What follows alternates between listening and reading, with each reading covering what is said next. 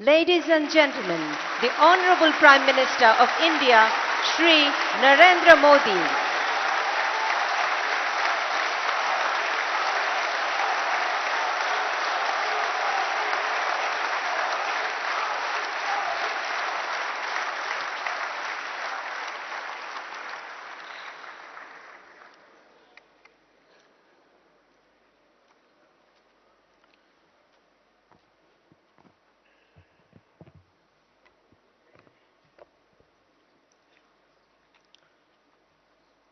माननीय vice chancellor, Dhaka विश्वविद्यालय,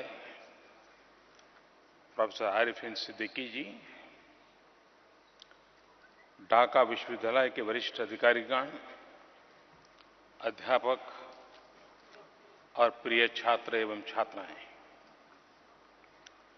बांग्लादेश सरकार के सभी आदरणीय मंत्रीगण, सभी वरिष्ठ नेतागण, आदरणीय सभी सांसद सदस्य महोदया,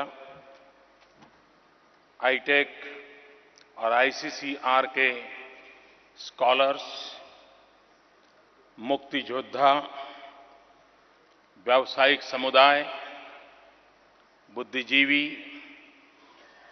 भारतीय समुदाय,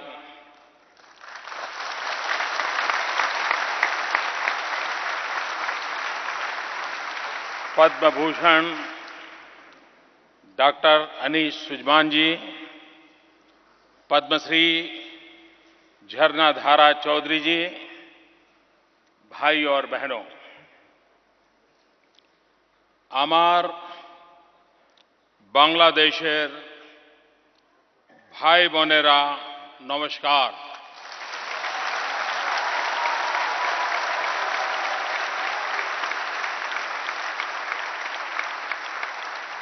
केमन आछो?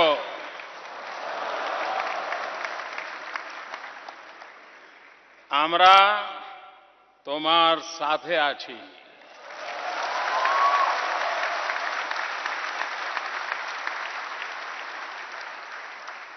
आमरा तोमाके साथे निया चलबो।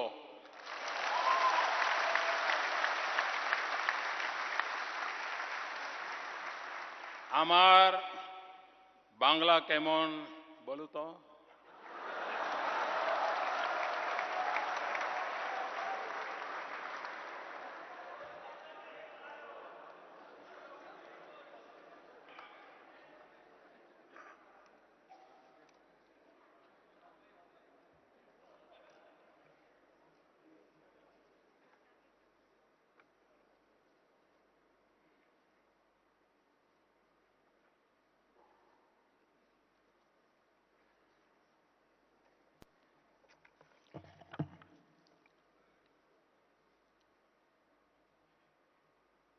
दो दिन की मेरी यात्रा आज समाप्त हो रही है। ये मेरा एक प्रकार से इस यात्रा का आखिरी कार्यक्रम है, लेकिन मुझे ऐसा लग रहा है कि सचमुच में अब यात्रा शुरू हो रही है।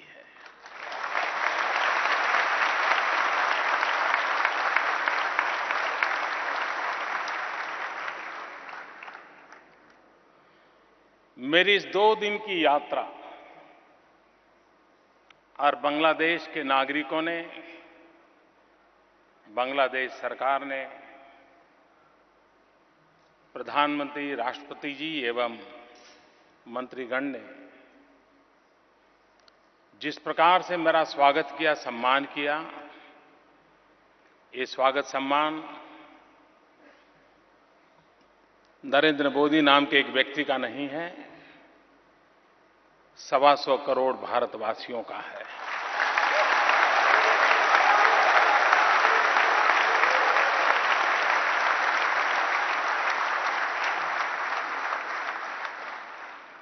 इस 2 दिन की यात्रा के बाद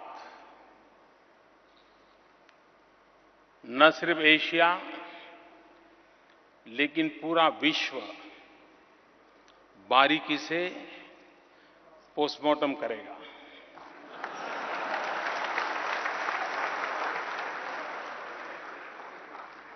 कोई तराजू लेकर के बैठेंगे, क्या खोया क्या पाया।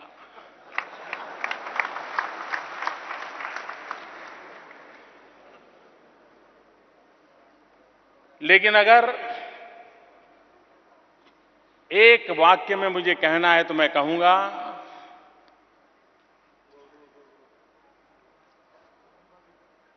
कि लोग सोचते थे कि हम पास पास है, लेकिन अब दुनिया को स्वीकार करना पड़ेगा कि हम पास पास भी हैं, साथ साथ भी है।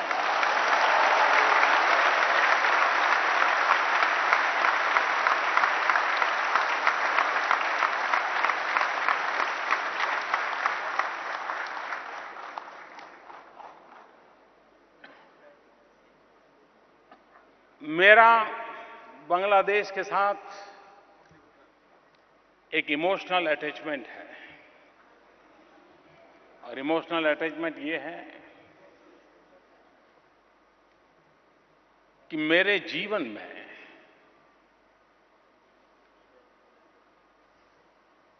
और राजनीतिक जीवन में हम लोगों को जिनका मार्गदर्शन मिला, जिनकी उंगली पकड़ के चलने का हमें सौभाग्य मिला,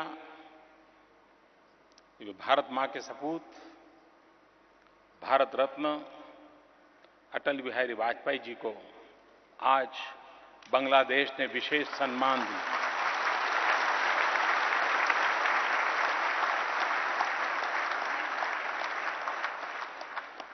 और सम्मान मिला एक मुक्ति योद्धा राष्ट्रपति जी के हाथों से।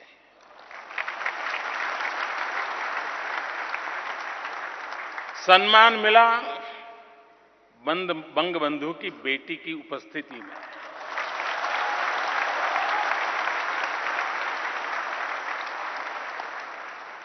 और सम्मान लेने का सौभाग्य उस व्यक्ति के पास था जिसने युवानी में कभी राजनीति से जिसका कोई लेना देना नहीं था।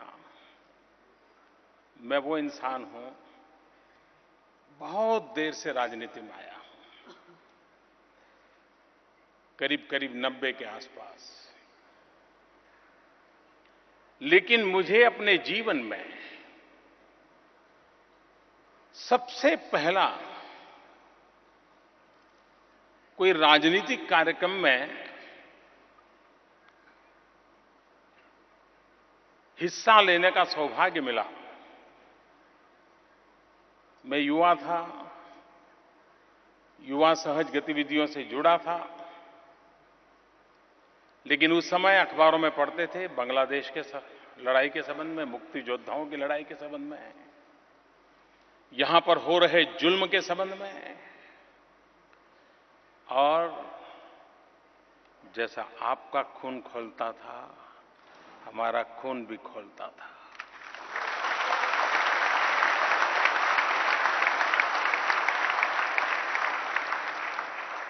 जुल्म के खिलाफ यहां जो आवाज उठ रही थी, वो हमारे कान में गूंजती थी।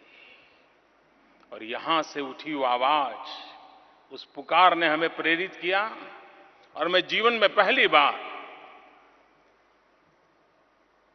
गांव छोड़ करके दिल्ली में भारतीय जनसंघ के द्वारा बांग्लादेश की मान्यता के लिए जो सत्याग्रह चल रहा था, उस सत्याग्रही बनने का मुझे सौभाग्य मिला था।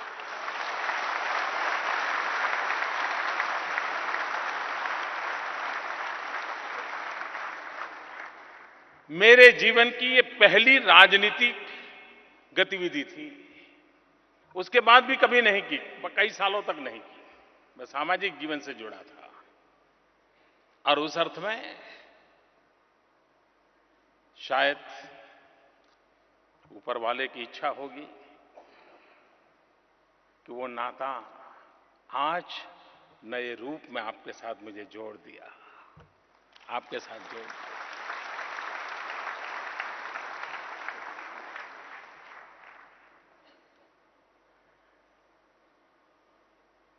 दुनिया में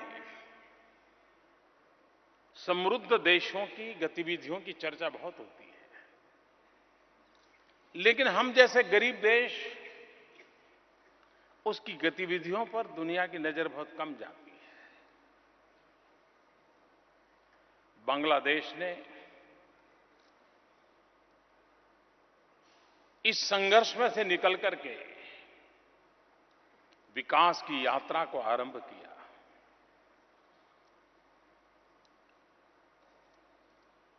और इतने कम समय में, और यहां पर राजनीतिक संकट बार बार आए हैं, उतार चढ़ाव बार बार आए हैं। सिर्फ मुक्ति योद्धाओं वाली उस लड़ाई के बाद भी कठिनाइयां रही है। प्राकृतिक आपदाएं आए दिन बांग्लादेश में अपनी पहचान बनाती रहती है। इन संकटों के बावजूद भी बांग्लादेश ने कई क्षेत्रों में अप्रतिम काम किया है।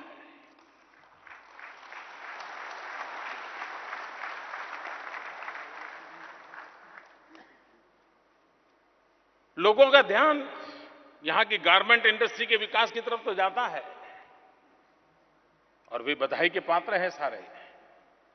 और मैं अभी चीन गया था, तो वहां के एक रेडीमेड गारमेंट के एक सीईओ मुझे बता रहे थे कि मोदी जी, आपका तो 125 करोड़ का देश है,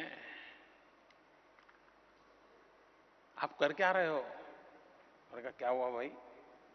अरे बोले, तुम्हारे बगल में 17 करोड़ का देश आज दुनिया में नंबर 2 पे खड़ा है गारमेंट की दुनिया में।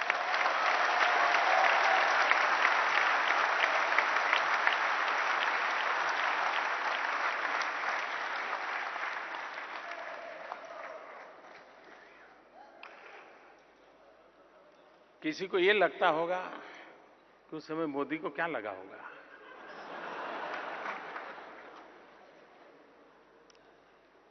मैं दिल से कहता हूं, मुझे इतना आनंद आया, इतना आनंद आया।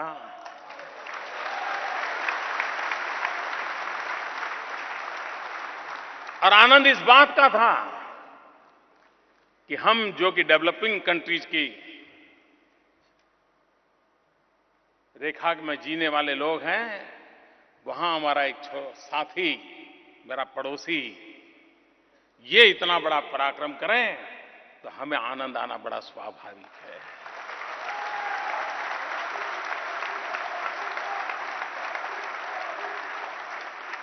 सूरज पहले यहां निकलता है, लेकिन बाद में किरणें हमारे यहां भी तो पहुंचती है।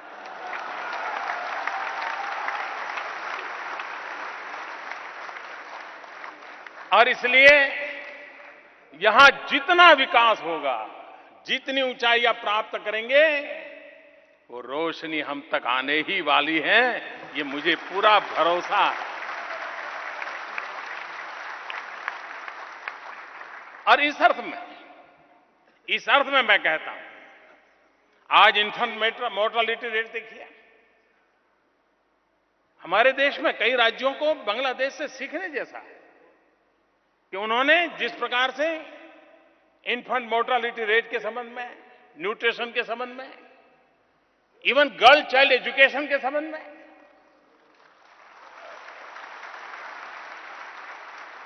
ये बातें हैं जो स्वाभाविक रूप से, क्योंकि जब बांग्लादेश आता है ना, तो हमें इस बात का हमेशा गर्व होता है कि मेरे भी देश का कोई जवान था जिसने अपना रक्त दिया था इस बांग्लादेश के लिए।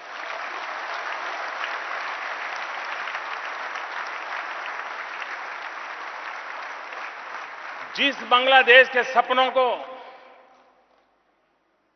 मेरे देश के जवानों ने खून से सींचा हो, उस बांग्लादेश की तरक्की हम लोगों के लिए इससे बड़े कोई आनंद का विषय नहीं हो सकता, इससे बड़ा कोई गौरव का विषय नहीं हो सकता।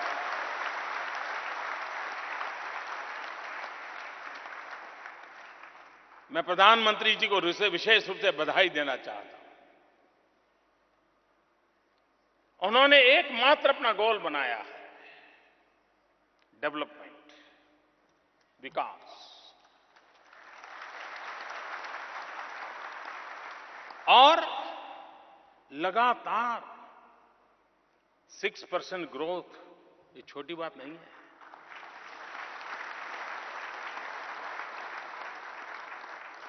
ये छोटा अचीवमेंट नहीं है। और इसके कारण जो बांग्लादेश की आर्थिक व्यवस्था की मजबूत नींव तैयार हो रही है, जो आने वाले दिनों में यहां के भविष्य को बनाने वाली है, ये मैं साफ साफ देख सकता हूं।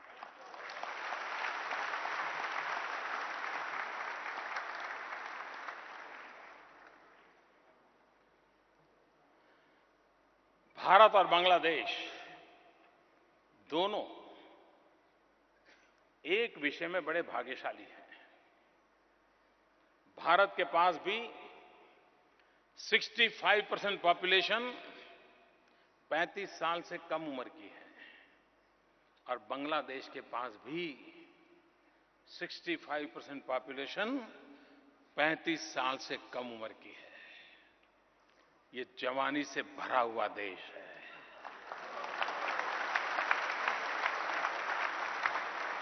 उसके सपने भी जवान है। जिस देश के पास ऐसा सामर्थ्य हो और विकास को समर्पित नेतृत्व हो, कुछ कर गुजारने का उमंग हो, मैं विश्वास से कहता हूं, अब बांग्लादेश की विकास यात्रा कभी रुक नहीं सकती है, न रुक नहीं।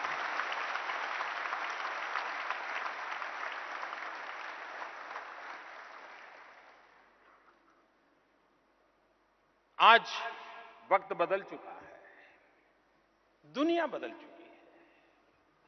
कोई एक कालखंड था जब विस्तारवाद देशों की शक्ति की पहचान माना जाता था। कौन कितना फैलता है, कौन कहां कहां पहुंचता है, कौन कितना सितम और जुल्म कर सकता है, उसके आधार पर दुनिया की ताकतें नापी जाती थी। आज वक्त बदल चुका है। इस युग में, इस समय विस्तारवाद को कोई स्थान नहीं है। आज दुनिया को विकासवाद चाहिए, विस्तारवाद नहीं, विकासवाद का युग है।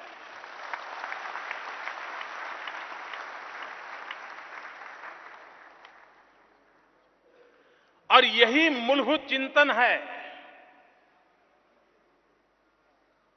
बहुत कम लोग इस बात का मूल्यांकन कर पाए हैं कि भारत और बांग्लादेश के बीच लैंड बाउंड्री एग्रीमेंट,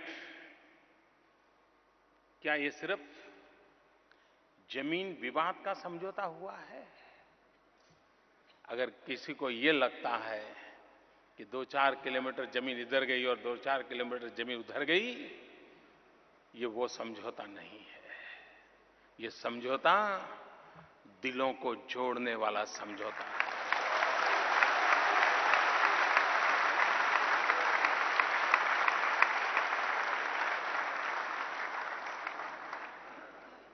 दुनिया में सारे युद्ध जमीन के लिए हुए हैं, और ये एक देश है, बांग्लादेश भी गर्व करता है। मुझे आज आपके टूरिज्म मिनिस्टर मिले थे, वो कह रहे थे हम बुद्धिस्ट सर्किट शुरू करना चाहते हैं टूरिज्म के लिए। भारत भी, बुद्ध के बिना भारत अधूरा है, और जहां बुद्ध है वहां युद्ध नहीं हो सकता।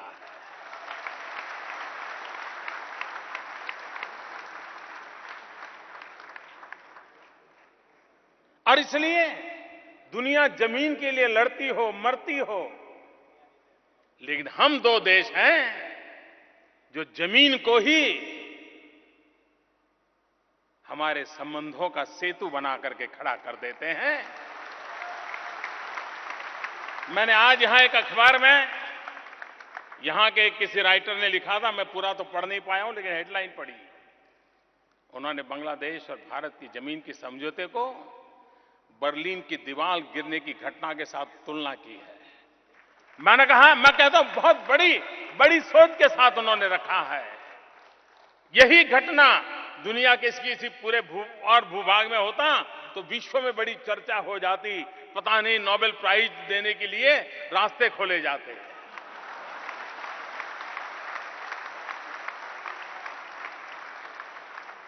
हमें कोई नहीं पूछेगा क्योंकि हम गरीब देश के लोग हैं। लेकिन गरीब होने के बाद भी अगर हम मिलके चलेंगे, साथ साथ चलेंगे, अपने सपनों को संजोने के लिए कोशिश करते रहेंगे, दुनिया हमें स्वीकार करे या न करे, दुनिया को इस बात को मानना पड़ेगा कि यही लोग हैं जो अपने बलबूते पर दुनिया में अपना रास्ता खोजते हैं, रास्ता बनाते हैं, रास्ते पर चल पड़ते हैं।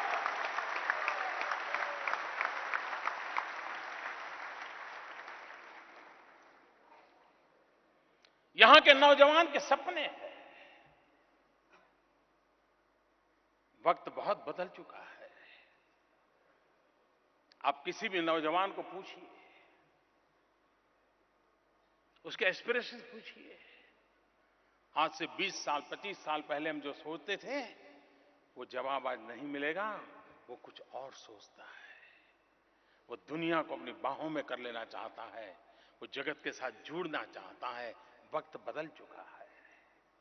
ये हम लोगों का दायित्व है कि हमारी युवा पीढ़ी को विकास के लिए हम अवसर दें, शिक्षा के लिए अवसर दें, उन नई चीजों को प्राप्त करने के लिए अवसर दें। आज मैं जिस ढाका यूनिवर्सिटी में आया हूं और मुझे आपने निमंत्रित किया है, यही तो ढाका यूनिवर्सिटी है जिसने बांग्लादेश को ज्ञान से संवारा है, बुद्धि से संवारा है।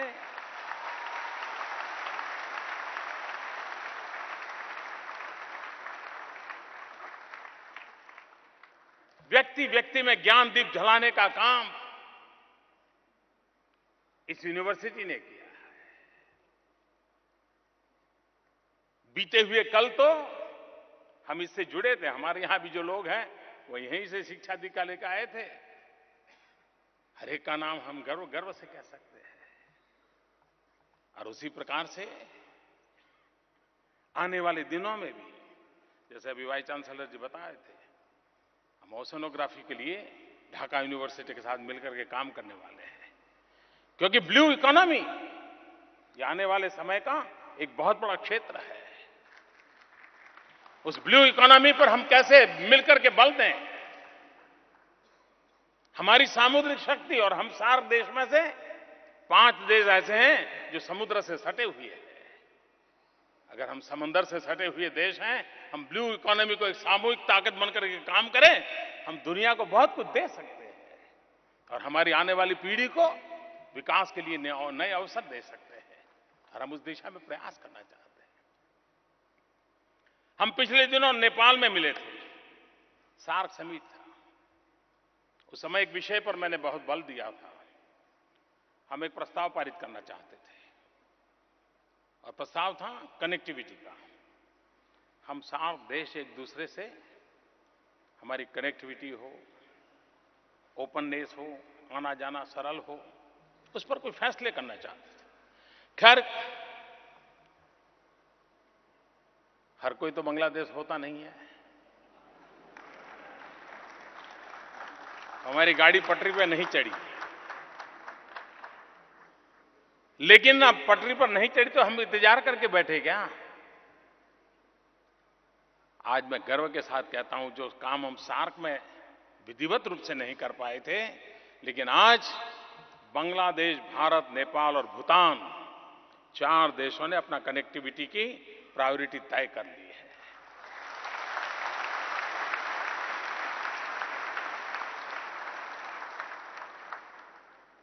और ये हम मान के चले। सारे यूरोपियन यूनियन की बात करते हैं, यूरोपियन यूनियन की इकोनॉमी जो बदलाव आया, उसके मूल में एक कारण ये है, इजी कनेक्टिविटी। सार्क देश भी इसी प्रकार से आगे बढ़ सकते हैं। सब चले या न चले, कुछ तो चल पड़े हैं।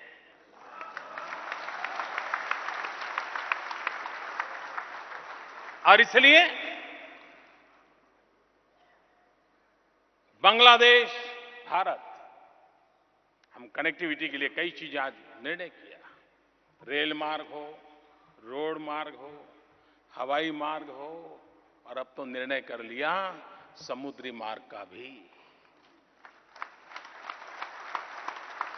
वरना हमारा क्या हाल था, हिंदुस्तान में कुछ भेजना है तो वाया सिंगापुर भेजते थे। अब हिंदुस्तान और बांग्लादेश आमने सामने, लो भाई ले जाओ, वो कहेगा ये ले जाओ। और इसलिए मैं कहता हूं, कितना बड़ा बदलाव आ रहा है, ये हम साफ देख सकते हैं। और ये बात निश्चित है, आज कोई भी देश कितना ही सामर्थ्यवान क्यों न हो, उसके पास धन बल हो, जनबल हो, शस्त्रास्त्रों का बल हो, तो भी आज वो अकेला कुछ नहीं कर सकता है। पूरी दुनिया इंटरडिपेंडेंट हो गई है। एक दूसरे के सहारे के बिना अब विश्व नहीं चल सकता है। और इसलिए भारत और बांग्लादेश ने इस भविष्य को पहचाना है, जाना है। भारत और बांग्लादेश का विजन साफ है। और इसलिए हमने 22 जो निर्णय किए हैं, ये 22 निर्णय नंबर की दृष्टि से संतोष हो इतनी सी बात नहीं है। एक से बढ़कर के एक सारे निर्णय आने वाले भविष्य का बदलाव करने के लिए बहुत बड़ी ताकत के रूप में उभरने वाले हैं। ये मैं आज विश्वास से कह करके जाता हूं। और मैं इसके लिए बांग्लादेश के दीर्घदृष्टा नेतृत्व का अभिनंदन करता हूं, उनका धन्यवाद करता हूं कि हम इस प्रकार के महत्वपूर्ण फैसले कर पाए हैं। आज अगर हम सैटेलाइट के द्वारा फोटो लें तो आप देखेंगे ये सार्क के ही देश ऐसे हैं, इंक्लूडिंग इंडिया, जहां अभी भी अंधेरा नजर आता है। क्या हमारे यहां उजाला नहीं होना चाहिए? क्या हमारे यहां गरीब के घर में भी बिजली का दिया जलना चाहिए कि नहीं जलना चाहिए? और अगर ये चलना है तो बिजली चाहिए।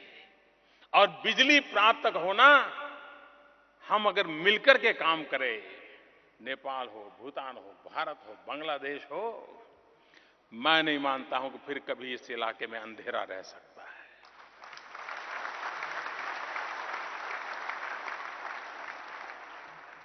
और साथ साथ जब मैं कहता हूं,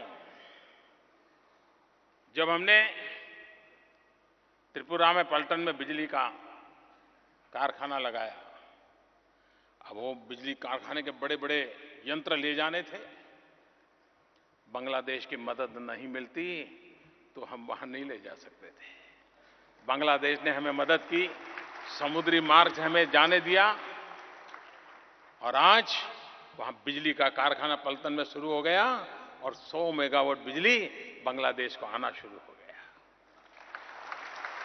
500 मेगावाट बिजली देने का हमने वादा किया था और कल हमने तय किया है 1000 मेगावाट बिजली बांग्लादेश को।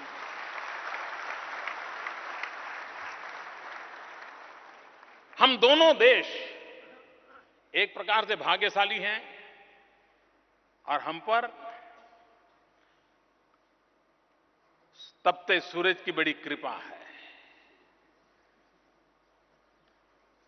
अब तक तो वो परेशानी का कारण था, लेकिन वही सूरज अब शक्ति का कारण बन गया है।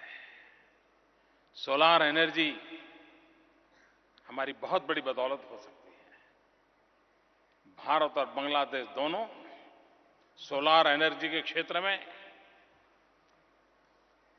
बहुत ही एग्रेसिवली आगे बढ़ना चाहते हैं और दुनिया जो क्लाइमेट चेंज के लिए चर्चा करती रहती है, हम धरती पर उसका जवाब ढूंढते हैं और जवाब पाकर के रहेंगे। हम उस दिशा में आगे बढ़ना चाहते हैं।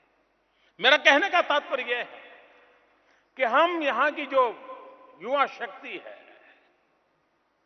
यहां का जो टैलेंट है, भारत के पास जो शक्ति है, भारत के पास जो टैलेंट है, इसे जोड़ करके आगे बढ़ना चाहते हैं। कल प्रधानमंत्री जी कह रही थी कि हम स्पेस में अब जाना चाहते हैं, हम बंगबंधु 1 सैटेलाइट की ओर जाना चाहते हैं। तो मैंने उनसे ऐसे ही मजाक में कहा कि बंगबंधु हमारे बिना कैसे हो सकते हैं। बंगबंधु के साथ भारत बंधु भी तो बंधु ही रहेगा। और मैंने कहा हम आपके स्पेस प्रोग्राम में जुड़ना चाहते हैं, क्योंकि भारत ने स्पेस की दुनिया में अपनी एक ताकत परिचय करवा दिया है दुनिया को। हमारी वो शक्ति है, वो बांग्लादेश के काम आनी चाहिए। मैंने कल सामने से ऑफर किया है और मैंने सार्क देशों को कहा था, हम एक सार्क सैटेलाइट छोड़ेंगे। 2016 तक हम सफलतापूर्वक उस काम को पूरा करना चाहते हैं। उन सार्क सैटेलाइट के द्वारा इन सार्क देशों को, यहां के किसानों को वेदर के संबंध में जानकारी मिले, कोई सामुद्रिक तूफान की संभावना हो, कोई हवा तेज चलने वाली हो, साइक्लोन आने वाला हो तो उसका पूर्वानुमान हो, शिक्षा के लिए काम आए, हेल्थ के लिए काम आए। ये सार्क सैटेलाइट भारत सार्क देशों के लिए, मतलब कि बांग्लादेश के लिए आने वाले दिनों में लाने वाला है। यानी विकास की हमारी जो कल्पना, हम जिस रूप में आगे बढ़ना चाहते हैं, और इसलिए मैं कहता हूं हम पास भी हैं, साथ भी हैं।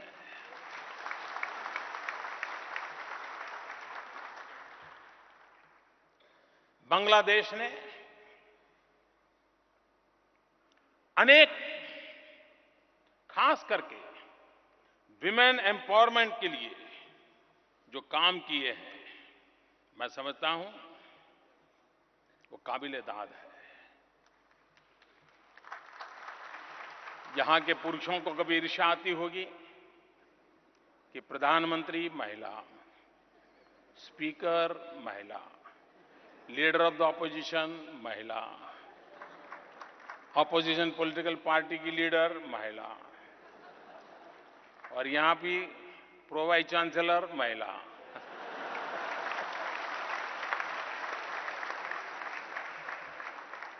ये सुनकर के गर्व होता है जी। हम एशियन कंट्रीज आज भी दुनिया के कुछ देशों में महिला को राष्ट्र के प्रमुख के रूप में स्वीकार करने के लोगों की मानसिकता कम है। ये भूभाग दुनिया का ऐसा है कि जहां पर नारी को राष्ट्र का नेतृत्व करने का बार बार अवसर मिला है। चाहे हिंदुस्तान हो, बांग्लादेश हो, पाकिस्तान हो, इंडोनेशिया हो, थाईलैंड हो, अब देखिए इस भूभाग में श्रीलंका, ये विशेषता है हमारी। लेकिन फिर भी हम कहीं और होते तो दुनिया में जय जयकार होता। लेकिन हम गरीब हैं, हम पिछड़े हैं, कोई हमारी ओर देखने को तैयार नहीं। हम सम्मान से, गर्व से खड़े हो कि दुनिया को दिखाने के लिए हमारे पास ये ताकत है। दुनिया को मानना पड़ेगा कि विमेन एम्पावरमेंट में भी हम दुनिया से कम नहीं है।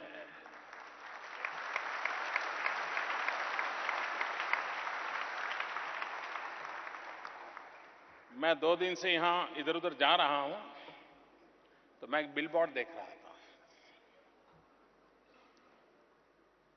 और एक बिटिया, उसकी बड़ी तस्वीर लगी है और लिखा है,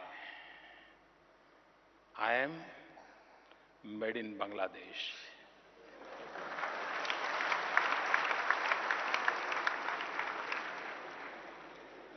आपकी महिला क्रिकेटर सलमा खातून की वो चेहरा,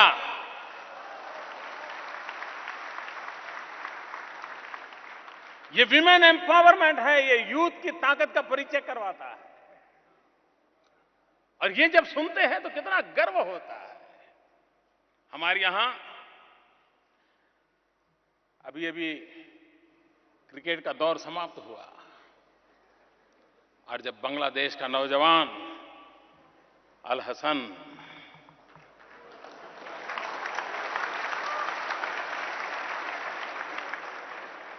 देखिए, बांग्लादेश विकास करने की उसकी गति कितनी तेज है। क्रिकेट की दुनिया में बांग्लादेश की एंट्री देर से हुई, लेकिन आज हिंदुस्तान समेत सभी क्रिकेट टीमों को बांग्लादेश की क्रिकेट टीम को कम आंकने की हिम्मत नहीं है।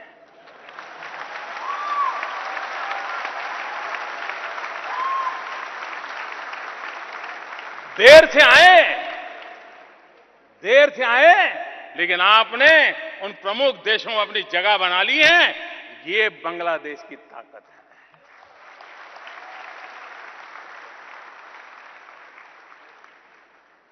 कुछ वर्ष पहले मैंने जब निशात मुजुमदार और वाजपेयी, भूल तो नहीं गए ना आप लोग? गरीब परिवार की दो बेटियां गरीब परिवार से आई और एवरेस्ट जाकर के आ गई।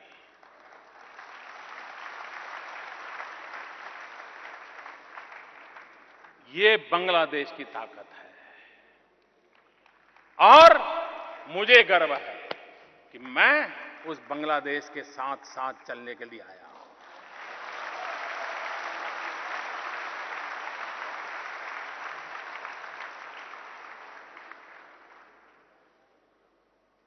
ये एक सामर्थ्य होता है जो हमें नई शक्ति देता है। कुछ बातें हैं जो अभी भी करनी है। ऐसा नहीं कि भाई मैं यहां 40 घंटे में सब कुछ करके निकल जा हूं ना, कुछ करना बाकी है। क्योंकि मुझे 125 करोड़ का देश है, अनेक राज्य हैं, सबको साथ लेकर के चलना होता है। और बांग्लादेश को साथ साथ चलता हूं तो मेरे राज्यों के भी तो साथ साथ चलना होता है।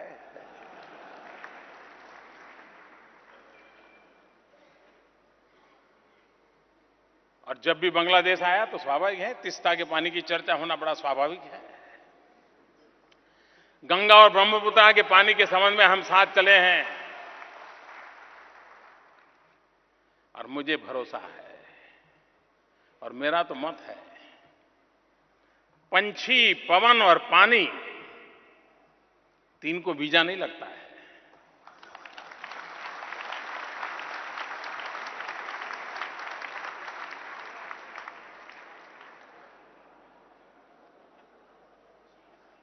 और इसलिए पानी ये राजनीतिक मुद्दा नहीं हो सकता है। पानी ये मानवता के आधार पर होता है, मानवीय मूल्यों के आधार पर होता है। और उसको मानवीय मूल्यों के आधार पर समस्या का समाधान करने का प्रयास हम मिलकर के करेंगे, मुझे विश्वास है, और रास्ते निकलेंगे, मैं विश्वास दिलाता हूं। कोशिश जारी रहनी चाहिए, विश्वास टूटना नहीं चाहिए, विश्वास डिगना नहीं चाहिए, परिणाम मिलकर के रहता है।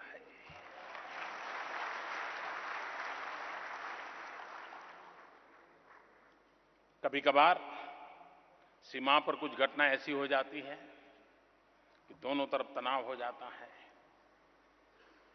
किसी भी निर्दोष की मौत हर किसी के लिए पीड़ादायक होती है। गोली यहां से चली या वहां से चली उसका महत्व नहीं है, मरने वाला गरीब होता है, इंसान होता है। और इसलिए हमारी सीमा पर ऐसी वारदात न हो और उसके कारण हमारे बीच तनाव पैदा करना चाहने वाले तत्वों को ताकत न मिले, ये हम दोनों देशों की जिम्मेवारी और हम निभाएंगे, निभाते रहेंगे, ऐसा मुझे विश्वास है। इस बार कई महत्वपूर्ण निर्णय हुए। ह्यूमन ट्रैफिकिंग के संबंध में कठोरता से काम लेने के लिए दोनों देशों ने निर्णय किया है। इलीगल मूवमेंट जो होता है उसके कारण भारत में भी कई राज्यों में उसके कारण तनाव पैदा होता है। हमने दोनों ने मिलकर के इसकी चिंता व्यक्त की है। फेक करेंसी करे कोई, खाए कोई और बदनामी बांग्लादेश को मिले। अब बांग्लादेश सरकार इस प्रकार की चीजों को चलने देना नहीं चाहती है। मैं बांग्लादेश सरकार की तारीफ करता हूं, उनका अभिनंदन करता हूं।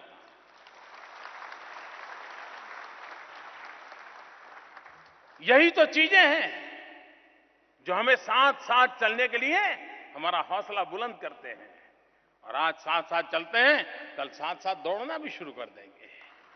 इसी से तो ताकत आती है और उसी ताकत को लेकर के हम आगे बढ़ना चाहते हैं। इतना ही नहीं, विकास की जब नई ऊंचाइयों को हमें पार करना है, डिफेंस के क्षेत्र में हम सहयोग करते हैं, सहयोग करना चाहते हैं, सहयोग बढ़ाना चाहते हैं। इस बार हमने लाइन ऑफ क्रेडिट $2 बिलियन किया है और ये करने का हमारा हौसला इसलिए बुलंद हुआ है कि पहले जो लाइन ऑफ क्रेडिट दी थी, अगर बहुत बढ़िया ढंग से किसी ने उसको उपयोग किया तो बांग्लादेश ने किया है। और इसलिए ये नया जो लाइन ऑफ क्रेडिट का हमारा निर्णय है, मुझे पूरा भरोसा है कि बांग्लादेश उसका सही उपयोग करेगा। हमने एक बड़ा महत्वपूर्ण निर्णय किया है इंडिया एसईजेड बनाने का। भारत के लोग यहां आए, पूंजी निवेश करें, यहां के नौजवानों को रोजगार दें, यहां की जो कच्चा माल है उसको मूल्य वृद्धि करें, यहां की इकोनॉमी को लाभ हो और भारत और बांग्लादेश में ट्रेड डेफिसिट का जो फासला है उसको कम करने में बहुत बड़ी ताकत बन जाएगा। हम नहीं चाहते कि बांग्लादेश हिंदुस्तान से तो माल लेता रहे और बांग्लादेश से कम सामान हिंदुस्तान आए। नहीं, हम बराबरी चाहते हैं। हम भी चाहते हैं बांग्लादेश का माल हिंदुस्तान में बिकना चाहिए। हम बराबरी से आपके एक मित्र राष्ट्र के रूप में हम खड़े हैं आपके साथ। और इसलिए हमारी भूमिका यही है कि हम किस प्रकार से आगे बढ़ें, किस प्रकार से हम साथ चलें, उसी को लेकर के हम चलना चाहते हैं। आज दुनिया में कुछ संकटों का सामना भी हमें करना है। आने वाले दिनों में यूनाइटेड नेशन अपनी 70वीं सालगिरह मनाने जा रहा है। 70 साल की यात्रा कम नहीं होती है। प्रथम और दूसरे विश्व युद्ध की छाया में यूनाइटेड नेशन का जन्म हुआ। तब दुनिया की स्थिति अलग थी। उस समय इंडस्ट्रियल रिवॉल्यूशन हुआ था। आज इंटरनेट रिवॉल्यूशन का कालखंड है। वक्त बदल चुका है, लेकिन यूएन वही का वही है। आज भी यूएन पिछली शताब्दी के कानून से चलता है। शताब्दी बदल चुकी, यूएन नहीं बदला है। हम जो गरीब देश हैं, उन्होंने मिल बैठ करके यूनाइटेड नेशन भी अपनी 70वीं सालगिरह मनाते समय विश्व को नए नजरिए से देखें। बांग्लादेश जैसे छोटे छोटे देश, भारत बांग्लादेश जैसे गरीबी से लड़ रहे देश, सार्क के देश जो गरीबी से जूझ रहे हैं, लड़ाई लड़ रहे हैं, उनकी समस्याओं की ओर विश्व ध्यान दे। और इसलिए ऐसे सभी देशों ने मिलकर के हमारे दुनिया को युद्ध होता है तो कैसे काम करना, ये तो आता है। सीमा पर लड़ाई कैसे होगी, सेना क्या करेगी, वायुसेना क्या करेगी, सब आता है। लेकिन टेररिज्म से कैसे निपटना, अभी तक दुनिया को समझ नहीं आ रहा है कि रास्ते क्या हो। और यूएन भी गाइड नहीं कर पा रहा है। मुझे खुशी की बात है कि बांग्लादेश की प्रधानमंत्री एक महिला होने के बावजूद भी डंके की चोट पर कह रही है कि टेररिज्म के संबंध में मेरा जीरो टॉलरेंस है।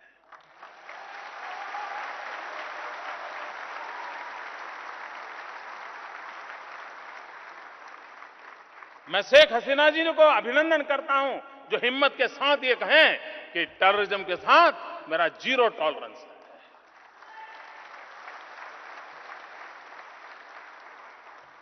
टेररिज्म इसको कोई सीमा नहीं है, कोई भूभाग नहीं है। भारत तो पिछले 40 साल से उसके कारण परेशान है। कितने निर्दोष लोगों की जिंदगी तबाह हो जाती है, कितना रक्त बह रहा है। और टेररिज्म के जुड़े हुए लोग क्या पाया उन्होंने, क्या दिया दुनिया को उन्होंने। और इसलिए टेररिज्म का रूप ऐसा है जिसे कोई सीमाएं नहीं है, कोई भूभाग नहीं है, न उसके कोई आदर्श है, न कोई मूल्य है, न कोई संस्कृति है, न कोई परंपरा है। अगर है तो उनका एक ही इरादा है और वो है मानवता की दुश्मनी। टेररिज्म वो मानवता का दुश्मन है। और इसलिए हम किसी भी पंथ संप्रदाय के क्यों न हो, किसी भी पूजा पद्धति में क्यों न मानते हो, हम पूजा पद्धति में विश्वास करते हो या न करते हो, हम ईश्वर या अल्लाह में विश्वास करते हो या न करते हो, लेकिन मानवता के खिलाफ ये जो लड़ाई चली है, मानवतावादी शक्तियों का एक होना बहुत आवश्यक है। जो भी मानवता में विश्वास करते हैं उन सभी देशों को एक होना बहुत अनिवार्य हुआ है। और हम इस आतंकवादी मानसिकता, इसको आइसोलेट करें, उसको निहत्थे करें और मानवता की रक्षा के लिए हम आगे बढ़ें। और इस काम में बांग्लादेश की सरकार ने जीरो टॉलरेंस ये जो संकल्प किया है, मैं उनका गौरव करता हूं, मैं उनका अभिनंदन करता हूं।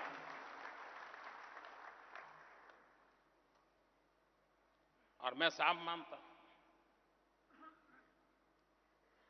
बांग्लादेश और भारत के बीच, न सिर्फ बांग्लादेश और भारत के बीच, सार्क देशों में भी हमें टूरिज्म को बढ़ावा देना चाहिए। टूरिज्म को हमने बढ़ावा देना चाहिए। और tourism unites the world, terrorism divides the world.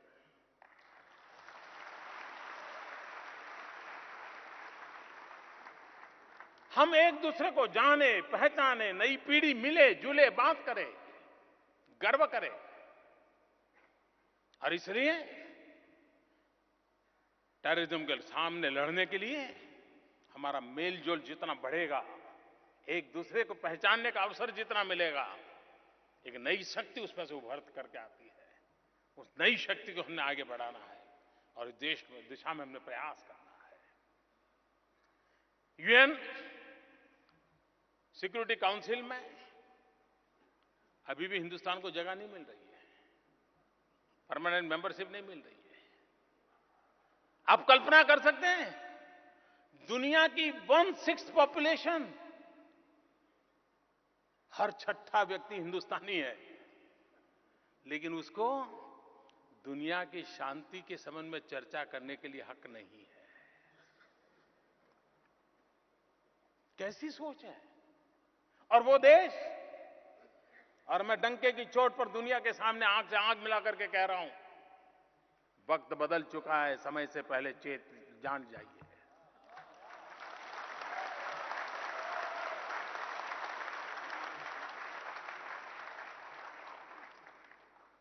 Hindustan वो देश है जो कभी जमीन के लिए किसी पर हमला नहीं किया है, न कभी लड़ाई लड़ी है। हम प्रथम विश्व युद्ध में 13 लाख हिंदुस्तान की सेना के जवान प्रथम विश्व युद्ध में जुड़े, अपने लिए नहीं, भारत की सत्ता बचाने के लिए नहीं, भारत का भूभाग बढ़ाने के लिए नहीं, किसी और के लिए लड़े, किसी और के लिए मरे और करीब करीब 75,000 लोग शहीद हुए, 75,000 लोग प्रथम विश्व युद्ध में। उसके बावजूद भी दुनिया हमें पूछ रही है शांति के लिए, हम विश्व की शांति के लिए उपयोगी है कि नहीं, उसके लिए हमें सबूत देने पड़ रहे हैं। द्वितीय विश्व युद्ध हुआ, 15 लाख से भी ज्यादा हिंदुस्तान की फौज किसी के लिए लड़ी, किसी के लिए मरी, किसी दुनिया के देश में जाकर के मरी। और उस समय हम सब एक थे, बांग्लादेश के भी बच्चे थे उसमें, जिन्होंने द्वितीय विश्व युद्ध में बलिदान दिए थे। तब विभाजन नहीं हुआ, हम सब एक थे। करीब 90,000 हमारे नौजवान उस युद्ध में शहीद हुए थे। आज भी यूनाइटेड नेशन बड़े गर्व से कहता है कि पीस कीपिंग फोर्स, उसमें अगर सबसे उत्तम काम है तो भारत की सेना का होता है, उनकी डिसिप्लिन का होता है। उसके बावजूद भी सिक्योरिटी परमानेंट सीट के लिए भारत को तरसना पड़ रहा है। इतना ही नहीं, मैं दुनिया में क्या कभी कोई घटना मिल सकती है कि बांग्लादेश में जब मुक्ति योद्धा अपना रक्त बहा रहे थे, अपनी जवानी जान की बाजी मुक्त योद्धा लगा रहे थे, पता नहीं था कि कभी बांग्लादेश बनेगा, कभी सत्ता के सिंहासन पर जाने का अवसर मिलेगा। एक अमर सोनार बांग्ला का प्रेरणा थी, बंगबंधु का नेतृत्व था और हर बंगाली मरने के लिए तैयार हुआ था। उन 71 के दिनों को याद करें, हमारी आने वाली पीढ़ी को बताएं कि हम ही तो वो लोग थे। वो एक एक मुक्ति योद्धा, आज यहां मुक्ति योद्धा यहां बैठे हैं, मैं उनको नमन करता हूं। और उनके साथ कंधे से कंधा मिला करके हिंदुस्तान की फौज ने अपना रक्त बहाया था। और कोई कह नहीं सकता था कि ये रक्त मुक्ति योद्धा का है, कि रक्त भारत की सेना के जवान का है। कोई फर्क महसूस नहीं होता था, वो भावना का प्रबल उमंग। और इतिहास देखिए, 90,000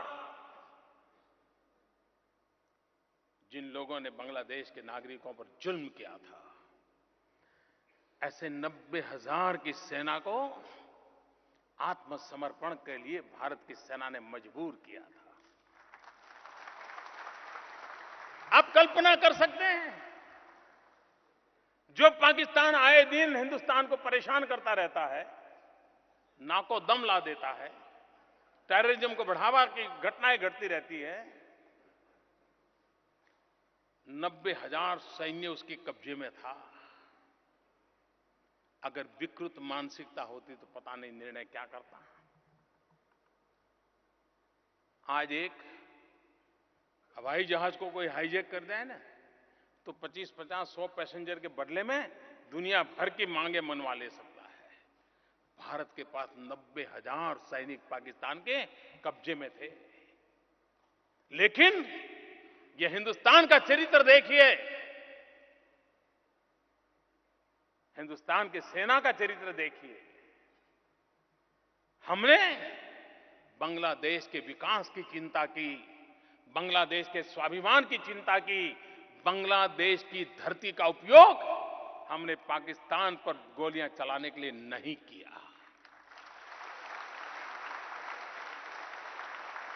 हमने बांग्लादेश के स्वाभिमान के लिए, मुक्ति योद्धाओं के लिए लड़ाई लड़ी, लेकिन उन 90,000 का ब्लैकमेलिंग करके पाकिस्तान के खिलाफ लड़ने के लिए हमने बांग्लादेश की भूमि का उपयोग नहीं किया। क्यों? हम चाहते थे कि बांग्लादेश बंगबंधु के नेतृत्व में आगे बढ़े, विकास की नई ऊंचाइयों को पार करे। यह हमारा सपना था और इसलिए हमने हमारे सपनों को चूर कर दिया, हमारी मुसीबतों को हमने दफना दिया और हमने 90,000 सैनिक वापस दे दिए। 90,000 सैनिक वापस देने की एकमात्र घटना की ताकत इतनी है कि पूरे विश्व ने भारत की शांति के प्रति प्रतिबद्धता कितनी है, विश्व शांति के लिए प्रतिबद्धता कितनी है, इसको नापने के लिए ये एक घटना काफी है और भारत को परमानेंट मेंबरशिप के लिए रास्ते खुल जाने चाहिए।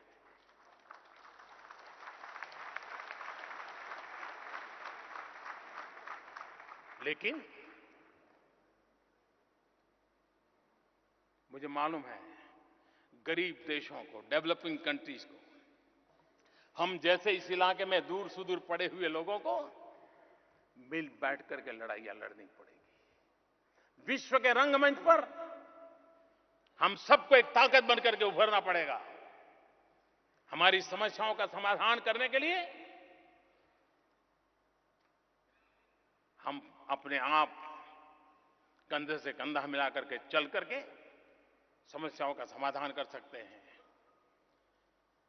किसी की मदद से अगर 2 साल में हो सकता है तो किसी की मदद के बिना 5 साल में भी तो होके रहेगा। हम झुकने वाले नहीं हैं।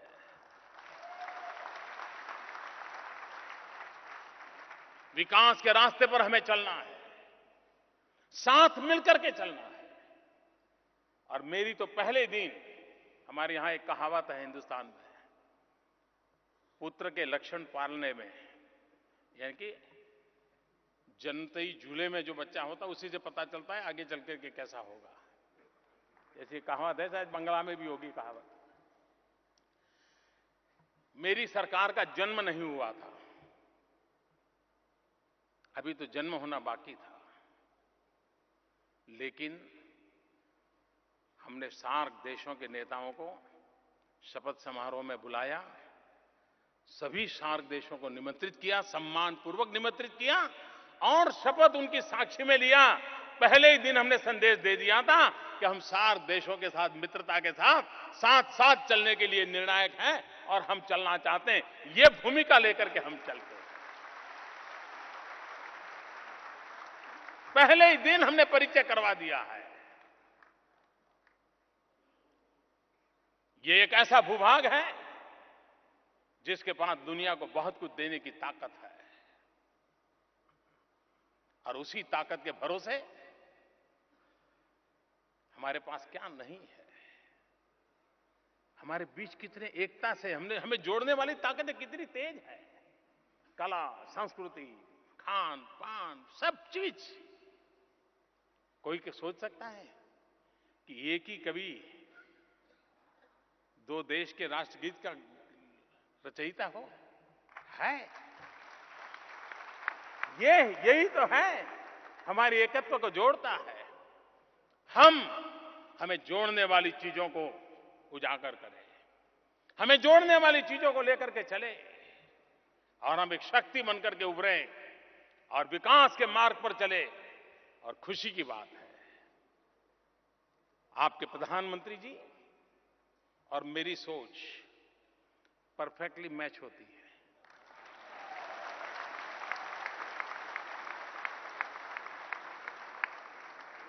हमारे दिमाग में एक ही विषय है, विकास विकास विकास। उनके दिमाग में भी एक ही है, विकास विकास विकास। उन्होंने कहा हम 2021 जब बांग्लादेश अपनी गोल्डन जुबली मनाएगी तब हम हमारी आर्थिक स्थिति को यहां पहुंचाना चाहते हैं और इसलिए लगे हुए हैं।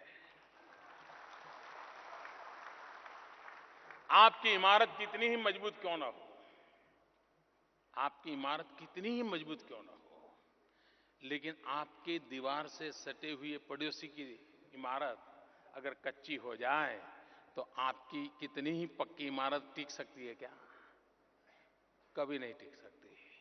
और इसलिए भारत की इमारत कैसी भी क्यों ना हो, लेकिन बांग्लादेश की ताकत भारत की ताकत समान होनी चाहिए। समान शक्ति से दोनों आगे बढ़ने चाहिए ताकि कभी कोई संकट ना आए।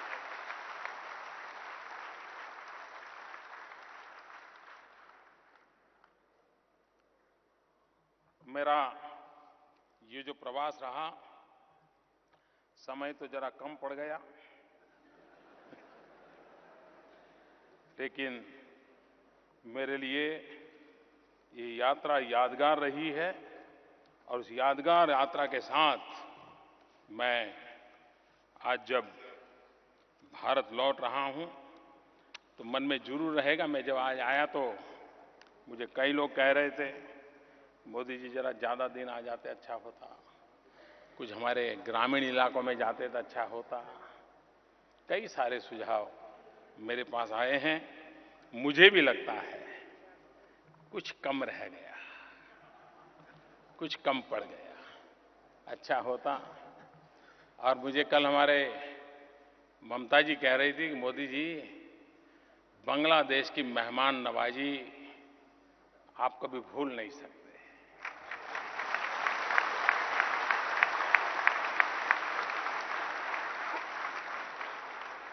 और मैंने अनुभव किया ऐसी उत्तम मेहमान नवाजी, लेकिन आखिरकार मेरे जिम्मे भी कुछ ड्यूटी है। तो मेहमान नवाजी कितने दिन तक मैं भुगतूंगा लेकिन मैं जरूर कभी न कभी चाहूंगा कि मैं फिर से एक बार जब बांग्लादेश आऊं तब आपके आरोंग के विषय में मैंने सुना है, हैंडीक्राफ्ट के संबंध में काफी बड़ी नामना है। कभी आरोंग जाने का भी मन कर जाता है। कभी मन करता है नोआखली चला जाओ, जहां महात्मा गांधी का एक म्यूजियम बना हुआ है, बापू का आश्रम है। कभी नोआखली चला जाऊं। मेरा मन ये भी करता है कि हो सके तो मैं कुठीबाड़ी जा पाऊं और वहां ठाकुरबाड़ी देखूं। फिर पोदा नदी में नाव के ऊपर आप में से कुछ नौजवानों के साथ, विशेषकर युवा मित्रों के साथ उस क्षेत्र को देखूं, और वो भी अड्डा करते हुए। बिना अड्डा बांग्लादेश की यात्रा अधूरी रहती है। और आज मैं इस मेरी यात्रा के आखिरी कार्यक्रम करके मैं सीधा ही यहां से हवाई अड्डे पर जा रहा हूं। तो मैं यही आपके ही एक कवि के शब्दों के साथ मैं अपनी बात को समाप्त करूंगा। आभार आशिबो।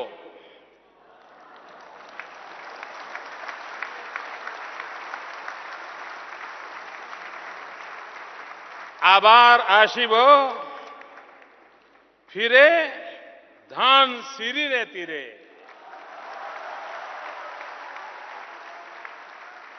आए बांग्लाए। आभार आशिबो फिरे धान सीरे तीरे। आए बांग्लाए। मैं फिर एक बार आपके प्यार के लिए, इन गहरे संबंधों के लिए, भारत और बांग्लादेश के नौजवानों के सपनों के लिए, इस यात्रा को एक नई ताकत के साथ हम आगे बढ़ाएंगे।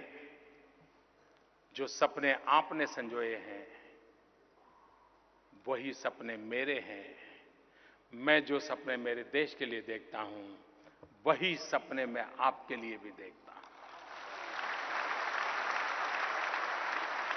हम दोनों देश के युवा पीढ़ी की ताकत के भरोसे उन सपनों को संजोते हुए आगे बढ़े, इसी शुभकामनाओं के साथ जय बांग्ला, जय Hind.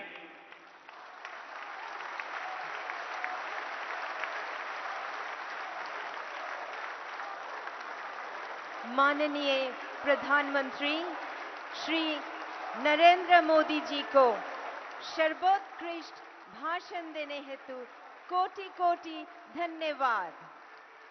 On behalf of the University of Dhaka, we thank the Honorable Prime Minister of India, Shri Narendra Modi, for his beautiful and inspiring words.